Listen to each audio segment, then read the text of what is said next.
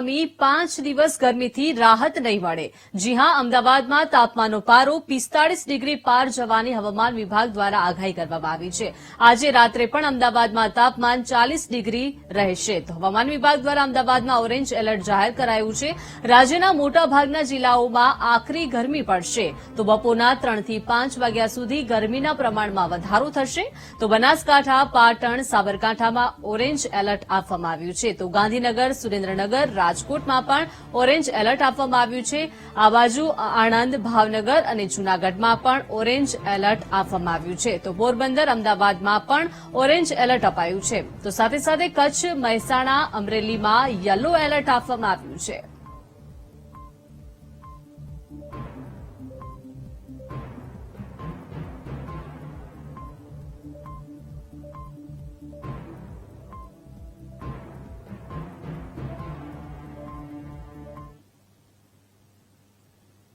રાજ્યમાં છેલ્લા અઠવાડિયામાં ગરમીનો પારો સતત વધ્યો છે, ત્યારે હીટવેવને લીધે તબિયત બગાડવાના કેસ પણ વધ્યા છે। રાજ્યમાં ઇમરજન્સી એમ્બ્યુલન્સ તરીકે કામ કરતી 108ની સેવામાં પણ ઇમરજન્સી કોલ્સમાં ધરખમ વધારો થયો છે। છેલ્લા 3 દિવસમાં ઇમરજન્સી કોલ્સમાં 100%નો વધારો થયો છે।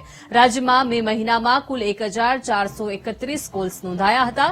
તો રાજ્યમાં હીટવેવના કારણે ઇમરજન્સી કેસમાં 31%નો વધારો થયો છે, જ્યારે અમદાવાદમાં 17 મે 11 ઇમરજન્સી કોલ્સ મળ્યા છે। તો 18 મે, 22 અને 19 મેના રોજ 32 ઇમરજન્સી કોલ્સ મળ્યા છે। સામાન્ય રીતે લૂ લાગવી, પેટમાં દુખાવો, માથું દુખવું, ઉલટી સહિતની ફરિયાદોમાં વધારો જોવા મળી રહ્યો છે।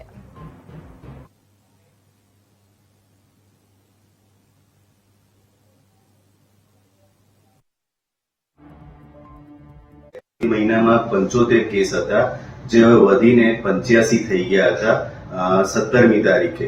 18મી તારીખે એ જ કેસ વધીને 97 થયા અને 19મી તારીખ આપણે જોઈએ તો 105 કેસ થઈ ગયા હતા। અમદાવાદની જો વાત કરીએ તો એ જ રીતે 17 તારીખે 11 કેસ નોંધાયા હતા, જે હીટ રિલેટેડ ઇમરજન્સી હતી। હીટ રિલેટેડ ઇમરજન્સી એટલે હીટ સ્ટ્રોક સિવાય બીજી ઘણી એવી સિમ્પ્ટોમેટિક તકલીફો થતી હોય છે, જેમાં પેટમાં દુખાવો, ઉલટી, ઉબકા, માથું સખત દુખવું, ખૂબ તાવ આવવો, માણસ અચાનક બેભાન થઈ જાય અથવા તો એને ચક્કર આવવા। તો આ બધા જે છે એ ક્લસ્ટર ઓફ સિમ્પટમ્સ જે છે એને આપણે હીટ રિલેટેડ ઇમરજન્સી સાથે સરખાઈ શકીએ।